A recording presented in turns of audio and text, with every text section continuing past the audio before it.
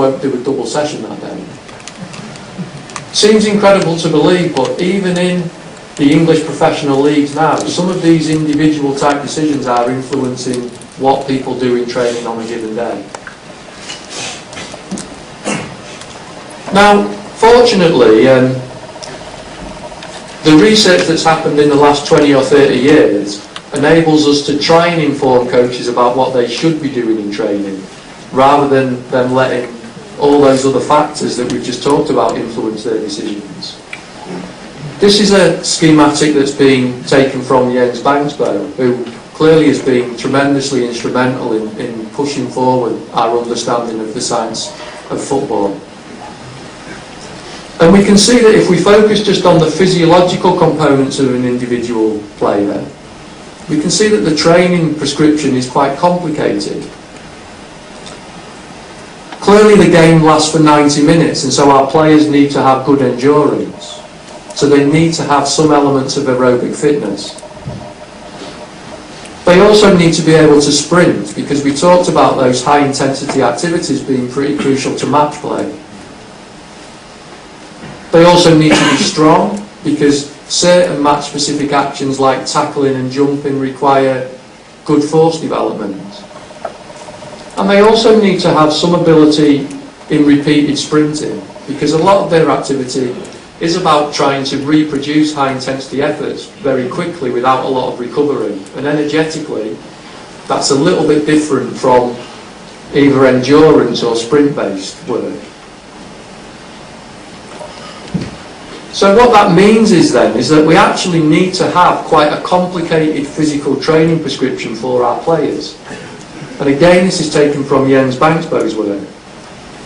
So aerobic training shouldn't just be one thing that we prescribe to our players. It should be a number of different types of sessions prescribed at specific times in their training programme. So following games, or particularly hard training sessions, we might need to do some recovery type work. We may also at certain times of the season need to focus on the low intensity training to develop specific characteristics of their oxygen transport system. These high intensity training bouts are pretty crucial for those repeated sprint performances that we've talked about. We will also need to do specific speed training, and we'll also need to do speed endurance work, again to try and improve the ability of our players to perform repeated sprints. So that's a very complicated training prescription. It's much more complicated than we would have, for example, an endurance athlete, or a strength-based athlete, or in some cases a track athlete. So how do we deliver that stimulus? Well, in the UK, again, in the past maybe 20 or 30 years, it was very common to do pre-season fitness training down at the athletics track, and to do what would be called traditional interval work. So that would be to get our athletes to run 4-minute efforts for a certain number of repetitions.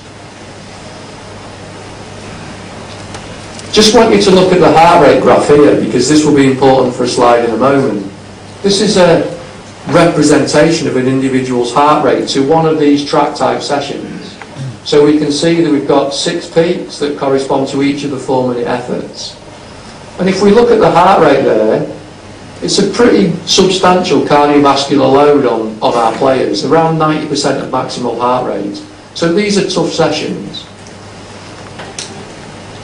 Now, you should be asking me now, well, what has running around the 400-metre track got to do with football? And my view would be, well, exactly, that's a very good point. And the one thing that we have understood in the last 10 or 15 years, really, is that what we should be doing with our players is not actually running them around an athletic track for their conditioning, but we should actually be getting them to play specific small-sided games and controlling them in a way that enables us to deliver the same physiological stress. So now if we look at this heart rate trace here, again we can see that we've got 6 4-minute efforts, this time not running around the track, this time playing small-sided games. And we can see then that the heart rate traces are very, very different. Different to lower intensity training sessions, but much more representative of that track work that we want to recreate, that's very good for their fitness. So for me, if I've got a group of footballers, why run them round the track when I can use the ball and get the same stimulus and make them more motivated to play? So we know this now, I think, scientifically, and certainly this type of activity is now starting to go into the applied context, certainly in Europe, to train individuals. They're one-off sessions, but can we actually improve an individual's fitness through this type of work? This is a study that was done in Italy by Franco Impellizzeri's group, and it actually compared those two types of training I've just been talking about. So it compared the running around the track with the actual playing small-sided games. This data is only 4 weeks of training, so not that long a training period. And you can see again we've got these 4-minute intervals at high heart rates. And quite interestingly, both types of training, be it small-sided games or be it normal interval training, increases an individual's VO2 max, so their aerobic fitness.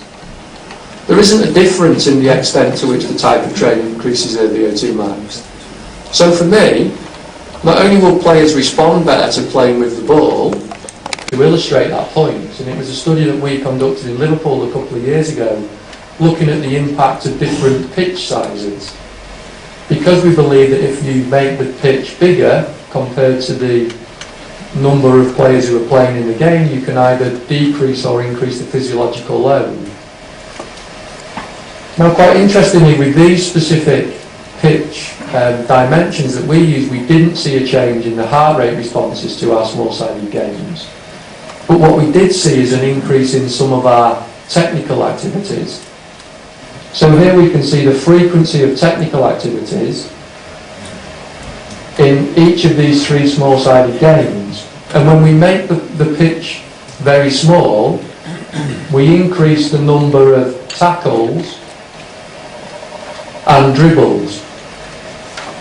So quite clearly then, if we're trying to manipulate the physiological load on players, careful consideration of the playing area can also help us get a technical benefit in our training. So it makes our training very efficient.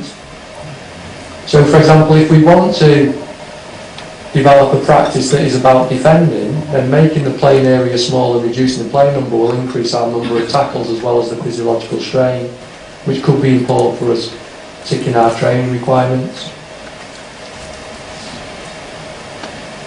The one problem with using small-sided games, though, is that it's very difficult to control the intensity for everyone in the game. And so something that I know Jens Bankbo in Denmark again has done for a number of years, and now we in Liverpool are starting to do some little bits of research on this, is trying to develop position-specific training. Now what we've done here then is effectively film the activities of one defender for an entire game. And then we've tried to take out a piece of that defender's activity and recreate it. So here we can see that he'll walk forwards, he'll then sprint in an arc, he'll then walk forwards again, and then he'll do a series of jogging forwards and jogging backwards.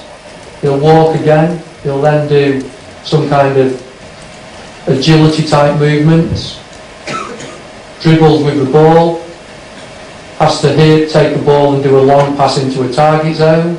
So we're trying to replicate what people do in games on an individual basis rather than trying to do that with small-sided games where the response is very difficult to control for each individual. What this heart rate shows us here over here is the responses to different types of training, including these types of position-specific drills. So the white bars are the position-specific drills, the grey bars are the small-sided games that I've just talked about, and the black bars are the traditional aerobic interval work. Now, again, there isn't very much difference in the heart rates that we see across those 4-minute bouts. So this is just another way that we may be able to simulate training in a more specific way, to try and create variation, but also to make sure that we're training appropriate muscle groups and appropriate energy systems. What I'm going to talk about now really is just a specific problem that I think we face in the UK, though it could be something that's also important for professional football in some of your nations as well.